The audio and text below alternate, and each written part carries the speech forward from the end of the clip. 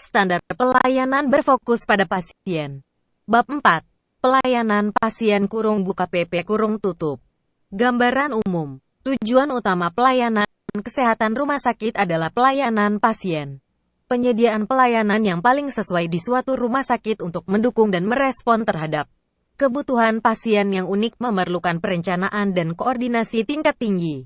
Beberapa aktivitas tertentu bersifat dasar bagi pelayanan.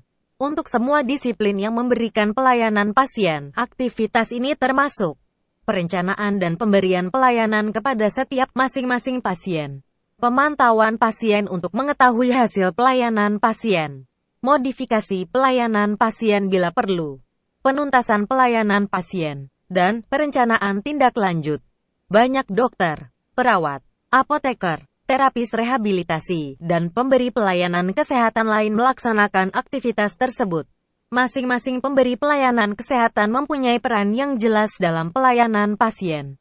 Peran tersebut ditentukan oleh lisensi, kredensial, sertifikat, undang-undang dan peraturan, keterampilan, skill, individu, pengetahuan dan pengalaman, kebijakan dan uraian tugas dari rumah sakit. Sebagian pelayanan bisa dilaksanakan oleh pasien, keluarganya, atau pembantu pelaksana pelayanan lainnya. Standar asesmen pasien menguraikan dasar pemberian pelayanan. Suatu rencana untuk masing-masing pasien berdasarkan asesmen atas kebutuhannya. Pelayanan tersebut dapat berupa upaya pencegahan, paliatif, kuratif, rehabilitatif, termasuk anestesia, tindakan bedah, pengobatan, terapi suportif, atau kombinasinya.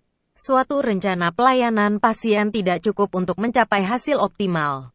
Pemberian pelayanan pasien harus dikoordinir dan diintegrasikan oleh semua individu yang terkait. Standar, maksud dan tujuan, elemen penilaian. Pemberian pelayanan untuk semua pasien. Standar PP 1. Kebijakan dan prosedur dan undang-undang dan peraturan terkait mengarahkan pelayanan pasien yang seragam. Maksud dan tujuan PP 1. Pasien dengan masalah kesehatan dan kebutuhan pelayanan yang sama berhak mendapat tingkat kualitas pelayanan yang sama di rumah sakit. Untuk melaksanakan pelayanan dengan prinsip kualitas yang setingkat mengharuskan pimpinan merencanakan dan mengkoordinasi pelayanan pasien. Pada khususnya, pelayanan yang diberikan kepada populasi pasien yang sama masalahnya pada berbagai unit kerja, dipandu oleh kebijakan dan prosedur yang menghasilkan pelayanan yang seragam. Sebagai tambahan, pimpinan harus memastikan bahwa rumah sakit menyediakan tingkat kualitas pelayanan yang sama setiap hari dan pada setiap shift. Kebijakan dan prosedur tersebut harus sesuai dengan undang-undang dan peraturan terkait yang membentuk proses pelayanan pasien dan dikembangkan secara tim. Pelayanan pasien yang seragam terefleksi sebagai berikut. A. Akses untuk pelayanan dan pengobatan, serta memadai. Tidak tergantung atas kemampuan pasien untuk membayar atau tidak tergantung atas sumber pembiayaan. B. Akses untuk pelayanan dan pengobatan, serta memadai, yang diberikan oleh praktisi berkualifikasi memadai tidak tergantung atas hari-hari tertentu atau waktu tertentu. C. Dengan kejelasan kondisi pasien, alokasi sumber daya ditetapkan untuk memenuhi kebutuhan pasien. D. Tingkat pelayanan yang diberikan kepada pasien, misalnya pelayanan anestesia, sama di seluruh rumah sakit. E. Pasien dengan kebutuhan pelayanan keperawatan yang sama menerima pelayanan keperawatan yang setingkat di seluruh rumah sakit. Pelayanan pasien yang seragam menghasilkan penggunaan sumber daya yang efisien dan terlaksana. Evaluasi hasil outcome yang sama untuk pelayanan di seluruh rumah sakit. Elemen asesmen PP 1. Para pimpinan rumah sakit bersepakat untuk memberikan proses pelayanan yang seragam. Kebijakan dan prosedur memandu pemberian pelayanan yang seragam sesuai dengan undang-undang dan peraturan terkait. Pemberian pelayanan yang seragam memenuhi ADS tersebut di atas. Standar PP 2. Ada prosedur untuk mengintegrasikan dan mengkoordinasi pelayanan yang diberikan kepada setiap pasien. Maksud dan tujuan PP 2. Proses pelayanan pasien bersifat dinamis dan melibatkan banyak praktisi pelayanan kesehatan dan dapat melibatkan berbagai unit kerja yang berlainan. Pengintegrasian dan koordinasi aktivitas pelayanan pasien menjadi tujuan agar menghasilkan proses pelayanan yang efisien, penggunaan yang lebih efektif sumber daya manusia dan sumber daya lain. dan kemungkinan hasil pelayanan pasien yang lebih baik. Jadi para pimpinan menggunakan perangkat dan teknik agar dapat mengintegrasikan dan mengkoordinasi lebih baik pelayanan pasien. Contoh pelayanan secara tim, ronde multi-departemen, kombinasi bentuk perencanaan pelayanan, rekam medis terintegrasi, manajer kasus. Rekam medis pasien memfasilitasi dan menggambarkan integrasi dan koordinasi pelayanan. Khususnya, setiap catatan observasi dan pengobatan pemberi pelayanan. Demikian juga, setiap hasil atau kesimpulan dari rapat tim, diskusi pasien dicatat dalam rekam medis pasien. Elemen asesmen PP2. Rencana pelayanan diintegrasikan dan dikoordinasikan di antara berbagai unit kerja. Pemberian pelayanan diintegrasikan dan dikoordinasikan antara berbagai unit kerja. Hasil atau kesimpulan rapat dari tim pelayanan atau diskusi tentang kerjasama pelayanan dicatat dalam rekam medis pasien. Standar PP2. 1. Pelayanan kepada pasien direncanakan dan tertulis di rekam medis pasien. Maksud dan tujuan PP2. 1. Perencanaan yang teliti diperlukan untuk proses pelayanan pasien agar mendapat hasil yang optimal. Proses perencanaan menggunakan data dan asesmen awal pasien dan asesmen ulang periodik untuk menetapkan dan memberi prioritas pengobatan, prosedur pelayanan keperawatan, dan pelayanan lain untuk memenuhi kebutuhan pasien. Pasien dan keluarga diikut sertakan dalam proses perencanaan. Rencana pelayanan dicantumkan dalam rekam medis. Rencana pelayanan dikembangkan dalam waktu 24 jam setelah pasien diterima di rawat inap. Berdasarkan asesmen ulang pasien oleh praktisi pelayanan kesehatan. Maka rencana pelayanan diperbaharui sesuai dengan perubahan kondisi pasien. Rencana pelayanan untuk seorang pasien harus terkait dengan kebutuhannya. Kebutuhan ini mungkin berubah sebagai akibat perbaikan klinis. Informasi baru dari asesmen ulang yang rutin, contoh, hasil laboratorium atau radiografi yang abnormal. Atau karena perubahan keadaan pasien tiba-tiba, contoh, penurunan kesadaran. Bila kebutuhan berubah, rencana pelayanan pasien pun berubah. Perubahan ditulis dalam rekam medis sebagai catatan pada rencana awal. Perbaikan atau sasaran pelayanan baru, atau rencana pelayanan baru. Catatan. 1. Rencana tunggal dan terintegrasi yang mengukur pencapaian sasaran yang diharapkan setiap disiplin, lebih baik daripada rencana terpisah oleh masing-masing praktisi pelayanan. Rencana pelayanan untuk setiap pasien harus mencerminkan tujuan yang bersifat individual, objektif dan sasaran yang realistik untuk memungkinkan asesmen ulang dan revisi rencana pelayanan. Elemen asesmen PP2. 1. Pelayanan untuk setiap pasien direncanakan oleh dokter penanggung jawab pelayanan, DPJP, perawat dan pemberi pelayanan kesehatan lain dalam waktu 24 jam sesudah pasien masuk rawat inap. Rencana pelayanan pasien harus individual dan berdasarkan data asesmen awal. Rencana pelayanan dicatat dalam rekam medis dalam bentuk kemajuan terukur pencapaian sasaran. Kemajuan yang diantisipasi dicatat atau direvisi sesuai kebutuhan. Berdasarkan hasil asesmen ulang dari pasien oleh praktisi pelayanan kesehatan. Rencana pelayanan yang tiap pasien diperiksa ulang dan diverifikasi oleh DPJP dengan mencatat kemajuannya. Rencana pelayanan disediakan. Pelayanan yang diberikan kepada setiap pasien dicatat dalam rekam medis pasien oleh pemberi pelayanan. Standar PP2. 2. Mereka yang diizinkan memberikan perintah pelayanan menulis perintah ini dalam rekam medis pasien. Di lokasi yang sama, seragam. Maksud dan tujuan PP2. 2. Aktivitas pelayanan pasien termasuk pemberian perintah. Misalnya, untuk pemeriksaan laboratorium, pemberian obat, pelayanan keperawatan dan terapi nutrisi. Prosedur diagnostik, operasi dan prosedur lain diperintahkan oleh mereka yang berkualifikasi memadai untuk hal tersebut. Perintah ini harus mudah diakses untuk dapat dilaksanakan tepat waktu. Penempatan perintah pada suatu lembar umum atau lokasi yang seragam di rekam medis pasien membantu terlaksananya perintah. Perintah tertulis tertentu membantu staf untuk mengerti kekhususan perintah. Kapan harus dilaksanakan dan siapa yang harus melaksanakan. Perintah dapat ditulis pada suatu lembar perintah yang kemudian dimasukkan ke rekam medis pasien secara periodik atau pada waktu pasien keluar dari rumah sakit. Setiap rumah sakit memutuskan perintah mana yang harus tertulis daripada lisan permintaan pemeriksaan diagnostik imaging dan Pemeriksaan laboratorium klinik termasuk indikasi klinis rasional pengecualian di pelayanan khusus, seperti IGD dan unit pelayanan intensif. Siapa yang diizinkan memberi perintah? Di lokasi mana perintah tersebut dicatat dalam rekam medis pasien. Elemen asesmen PP2. 2. Perintah harus tertulis bila diperlukan, dan mengikuti kebijakan rumah sakit. Permintaan diagnostik imaging dan pemeriksaan laboratorium klinik harus disertai indikasi klinis rasional apabila memerlukan ekspertise. Hanya mereka yang diizinkan boleh menulis perintah. Perintah berada di lokasi tertentu yang seragam di rekam medis pasien. Standar PP2. 3. Prosedur yang dilaksanakan harus dicatat dalam rekam medis pasien. Maksud dan tujuan PP2.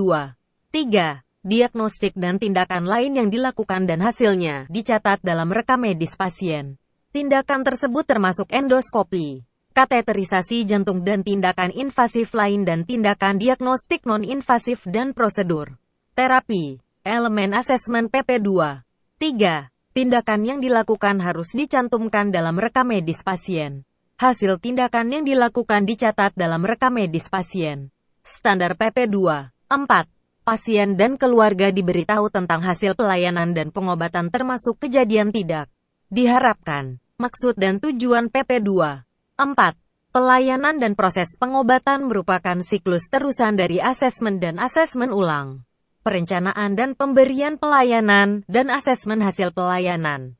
Pasien dan keluarga diberitahukan tentang hasil dari proses asesmen, tentang perencanaan pelayanan dan pengobatan dan diikutsertakan dalam pengambilan keputusan. Jadi untuk melengkapi siklus informasi dengan pasien, mereka perlu diberitahu tentang hasil pelayanan dan pengobatan, termasuk informasi tentang kejadian yang tidak diharapkan. Elemen asesmen PP2. 4. Pasien dan keluarga diberi informasi tentang hasil pelayanan dan pengobatan. Pasien dan keluarga diberi informasi tentang kejadian yang tidak diharapkan dalam pelayanan dan pengobatannya. Pelayanan pasien risiko tinggi dan penyediaan pelayanan risiko tinggi. Standar PP3. Kebijakan dan prosedur mengarahkan pelayanan pasien risiko tinggi dan ketentuan pelayanan risiko tinggi. Maksud dan tujuan PP3.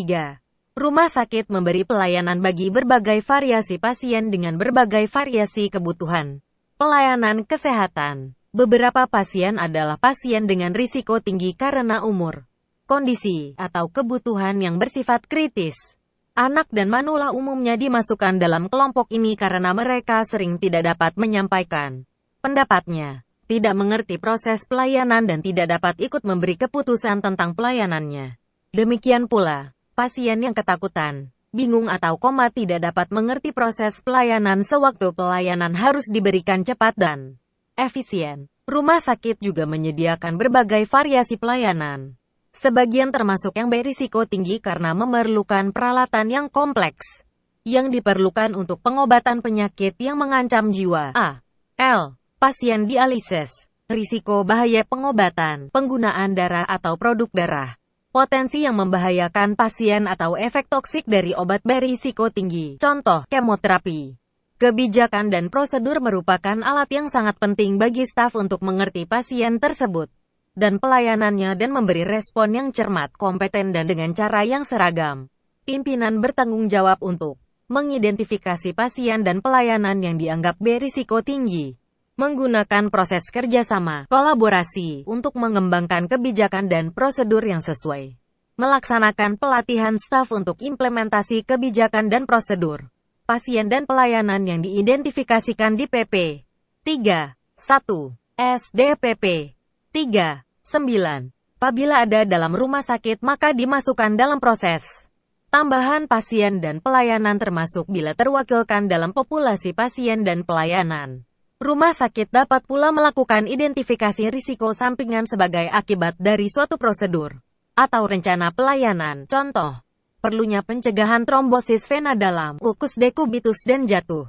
Bila ada risiko tersebut, maka dapat dicegah dengan cara melakukan pelatihan staf dan mengembangkan kebijakan dan prosedur yang sesuai. Elemen asesmen PP3. Pimpinan rumah sakit telah mengidentifikasikan pasien dan pelayanan risiko tinggi. Pimpinan rumah sakit menggunakan proses kerjasama untuk mengembangkan kebijakan dan proses yang dapat dilaksanakan. Staf sudah dilatih dan menggunakan kebijakan dan prosedur untuk mengarahkan pelayanan. Standar PP 3. 1. Kebijakan dan prosedur mengarahkan pelayanan kasus emergensi. Standar PP 3. 2. Kebijakan dan prosedur mengarahkan penanganan pelayanan resusitasi di seluruh unit rumah sakit. Standar PP 3. 3. Kebijakan dan prosedur mengarahkan penanganan, penggunaan, dan pemberian darah dan komponen darah. Standar PP 3. 4. Kebijakan dan prosedur mengarahkan pelayanan pasien yang menggunakan peralatan bantu hidup dasar dan mereka dalam koma. Standar PP 3. 5. Kebijakan dan prosedur mengarahkan pelayanan pasien dengan penyakit menular dan mereka yang daya tahannya direndahkan. Standar PP 3. 6. Kebijakan dan prosedur mengarahkan pelayanan pasien dialisis, cuci darah. Standar PP 3. 7. Kebijakan dan prosedur mengarahkan penggunaan peralatan mengurangi kebebasan pasien. Standar PP 3. 8. Kebijakan dan prosedur mengarahkan pelayanan pasien usia lanjut, mereka yang cacat, anak-anak dan mereka yang berisiko disakiti.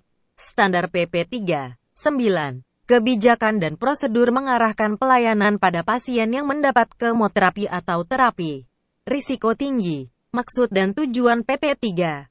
1 SDP 3. 9. Kebijakan dan prosedur harus dibuat secara individual khusus untuk pasien risiko tinggi atau pelayanan yang berisiko tinggi untuk mengurangi risiko terkait secara efektif. Sangat penting bahwa kebijakan dan prosedur berisi A. Bagaimana perencanaan dibuat, termasuk identifikasi perbedaan pasien dewasa dan anak-anak atau keadaan khusus lain. B. Dokumentasi yang diperlukan oleh pelayanan secara tim untuk bekerja dan berkomunikasi secara efektif. C. Pertimbangan persetujuan khusus bila diperlukan. D. Persyaratan pemantauan pasien. E. Kualifikasi dan kemampuan yang khusus untuk staf yang terlibat dalam proses. F. Keberadaan dan penggunaan peralatan khusus.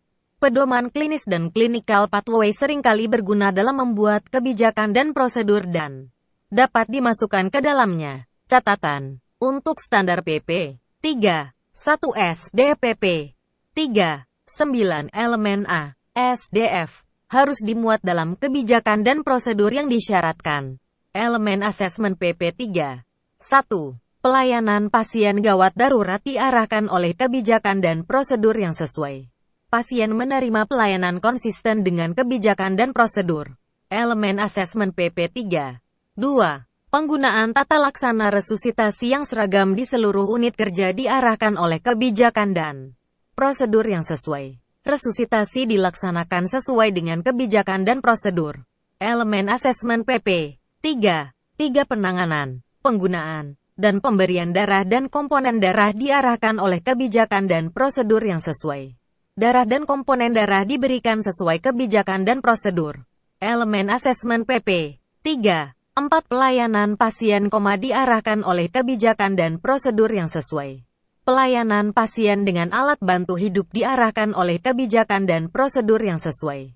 Pasien koma dan dengan alat bantu hidup menerima pelayanan sesuai kebijakan dan prosedur. Elemen asesmen 3. 5. Pelayanan pasien dengan penyakit menular diarahkan oleh kebijakan dan prosedur yang sesuai.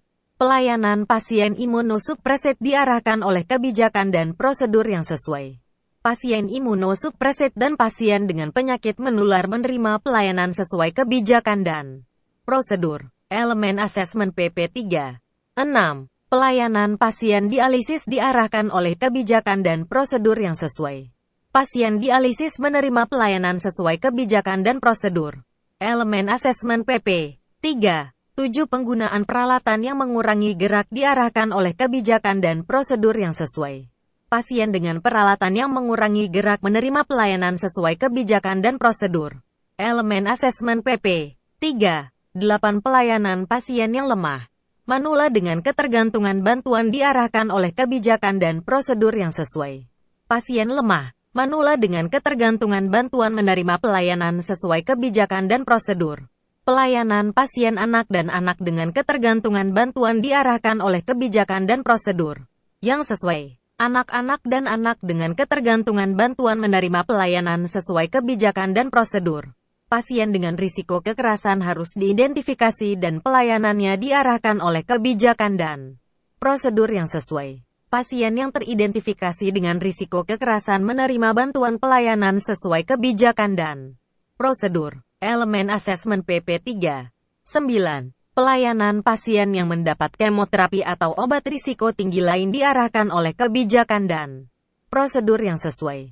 Pasien yang mendapat kemoterapi atau obat risiko tinggi lain menerima pelayanan sesuai kebijakan dan prosedur. Makanan dan terapi nutrisi standar PP4. Pilihan berbagai variasi makanan sesuai dengan status gizi pasien dan konsisten dengan pelayanan klinis tersedia secara rutin. Maksud dan tujuan PP4. Makanan dan nutrisi yang memadai penting bagi kondisi kesehatan dan proses pemulihan pasien. Makanan yang sesuai dengan umur pasien, budaya pasien dan preferensi diet. Rencana pelayanan harus tersedia secara rutin. Pasien berpartisipasi dalam perencanaan dan seleksi makanan. Dan keluarga pasien dapat, bila sesuai, berpartisipasi dalam menyediakan makanan. Konsisten dengan budaya, agama, dan tradisi dan praktek lain. Berdasarkan asesmen kebutuhan pasien dan rencana pelayanan. Dokter pasien atau pemberi pelayanan berkualifikasi memadai lainnya memesan makanan atau nutrien lain yang sesuai bagi pasien. Bila keluarga pasien atau pihak lain menyediakan makanan, mereka diberikan edukasi tentang makanan yang dilarang, kontraindikasi sesuai dengan kebutuhan, dan rencana pelayanan, termasuk informasi tentang interaksi obat dengan makanan. Bila mungkin, pasien ditawarkan berbagai macam makanan konsisten dengan status gizinya. Elemen asesmen PP. 4. Makanan dan nutrisi yang sesuai untuk pasien, tersedia secara reguler. Sebelum memberi makanan kepada pasien, semua pasien rawat inap tercatat telah memesan makanan. Pesanan didasarkan atas status gizi dan kebutuhan. Ada bermacam variasi pilihan makanan bagi pasien konsisten dengan kondisi dan pelayanannya. Bila keluarga menyediakan makanan, mereka diberikan edukasi tentang pembatasan dietnya. Standar PP4. 1. Penyiapan makanan, penanganan, penyimpanan dan distribusinya aman dan memenuhi undang-undang, peraturan dan praktek terkini yang dapat diterima. Maksud dan tujuan PP4. 1. Penyiapan makanan, penyimpanan dan distribusi harus dimonitor untuk kepastian keamanan dan sesuai dengan undang-undang, peraturan dan praktek terkini yang dapat diterima. Penyiapan makanan dan penyimpanan mengurangi risiko kontaminasi dan kerusakan. Makanan didistribusi pada pasien pada waktu yang telah ditetapkan. Makanan dan produk nutrisi termasuk produk nutrisi enteral harus tersedia untuk memenuhi kebutuhan khusus pasien. Standar PP5. Pasien yang berisiko nutrisi mendapat terapi gizi. Maksud dan tujuan PP5. Pada asesmen awal, pasien diperiksa, ditapis untuk mengidentifikasi adanya risiko nutrisi. Pasien ini akan dikonsulkan ke nutrisionis untuk asesmen lebih lanjut. Bila ternyata ada risiko nutrisi, dibuat rencana terapi gizi. Tingkat kemajuan pasien dimonitor dan dicatat dalam rekam medis. Dokter, perawat dan ahli diet dan kalau perlu keluarga pasien bekerja sama merencanakan dan memberikan terapi gizi. Elemen asesmen PP5. Pasien yang pada asesmen berada pada risiko nutrisi, mendapat terapi gizi.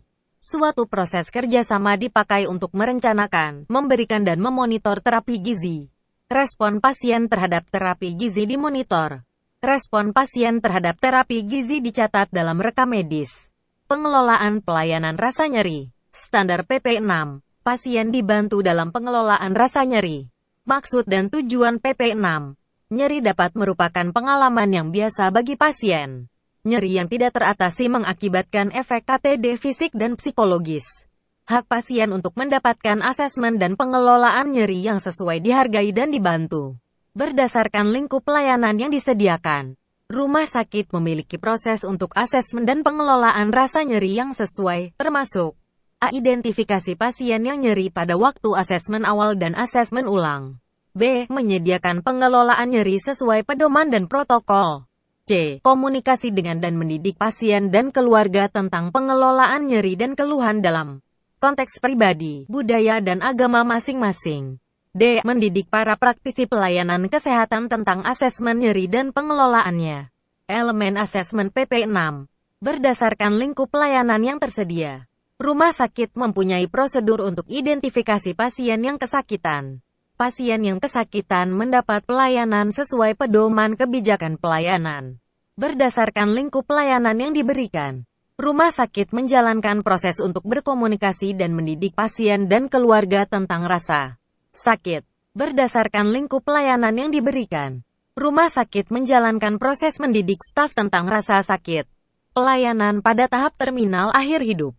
Pasien yang berada pada tingkat akhir hidupnya dan keluarganya memerlukan pelayanan yang terfokus akan kebutuhannya yang unik. Pasien dalam tahap terminal dapat menderita gejala lain yang berhubungan dengan proses penyakit atau terapi kuratif atau memerlukan bantuan berhubungan dengan faktor psikososial, agama dan budaya yang berhubungan dengan kematian atau proses kematian. Keluarga dan pemberi pelayanan dapat diberikan kelonggaran melayani pasien yang terminal atau membantu meringankan rasa sedih dan kehilangan. Tujuan rumah sakit untuk mengelola pelayanan pada akhir kehidupan harus memperhatikan bagaimana pelayanan tersebut diberikan, seperti pada hospice atau unit pelayanan paliatif, tipe pelayanan yang diberikan dan kelompok pasien yang dilayani. Rumah sakit mengembangkan proses untuk mengelola pelayanan akhir hidup.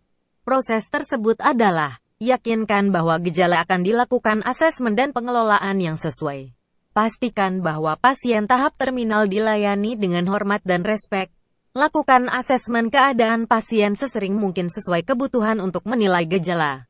Rencanakan pendekatan preventif dan terapeutik dalam mengelola keluhan. Didik pasien dan staf tentang pengelolaan keluhan. Standar PP7. Rumah sakit memberi pelayanan akhir kehidupan. Maksud dan tujuan PP7. Pasien yang dalam proses meninggal mempunyai kebutuhan khusus untuk dilayani penuh hormat dan kasih. Untuk mencapai ini semua staf harus sadar akan uniknya kebutuhan pasien dalam keadaan akhir kehidupan. Perhatian terhadap kenyamanan dan martabat pasien mengarahkan semua aspek pelayanan selama stadium akhir hidup. Pelayanan akhir kehidupan termasuk A. Pemberian pengobatan yang sesuai dengan gejala dan permintaan pasien dan keluarga. B. Menyampaikan isu yang sensitif seperti autopsi dan donasi organ. C. Menghargai nilai yang dianut pasien, agama dan preferensi budaya. D. Mengikut sertakan pasien dan keluarganya dalam semua aspek pelayanan. E. Memberi respon pada hal psikologis, emosional, spiritual dan budaya dari pasien dan keluarganya. Untuk mencapai tujuan ini semua staf harus memahami dan sadar akan kebutuhan pasien yang unik pada akhir hidupnya. Elemen asesmen PP7. Semua staf harus diupayakan memahami kebutuhan pasien yang unik pada akhir kehidupan. Pelayanan akhir kehidupan oleh rumah sakit mengemukakan kebutuhan pasien yang dalam meninggal. Sedikitnya termasuk elemen ASDE tersebut di atas. Kualitas pelayanan pada akhir kehidupan dievaluasi oleh staf dan keluarga pasien. Asterisk standar PP7. 1. Pelayanan pasien dalam proses meninggal harus meningkatkan ketenangan dan kehormatannya. Asterisk maksud dan tujuan PP. 7. 1. Rumah sakit harus meyakini pemberian pelayanan pada mereka yang kesakitan atau dalam proses meninggal dengan cara melakukan intervensi untuk mengurangi rasa nyeri, gejala primer atau sekunder, mencegah gejala dan komplikasi sedapat mungkin intensitas dalam hal masalah psikososial pasien dan keluarga. Masalah emosional dan kebutuhan spiritual mengenai kematian dan kesusahan melakukan intervensi. Dalam masalah keagamaan dan aspek budaya pasien dan keluarga mengikut sertakan pasien dan keluarga. Dalam pemberian pelayanan asterisk elemen asesmen PP7. 1. Intervensi dilakukan untuk mengatasi rasa nyeri dan gejala primer atau sekunder. Gejala dan komplikasi dicegah sedapat mungkin. Intervensi dalam masalah psikososial, emosional, kebutuhan spiritual dalam hal kematian dan kesusahan dari pasien dan keluarga. Intervensi dalam masalah spiritual dan budaya. Pasien dan keluarga dilibatkan dalam mengambil keputusan pelayanan.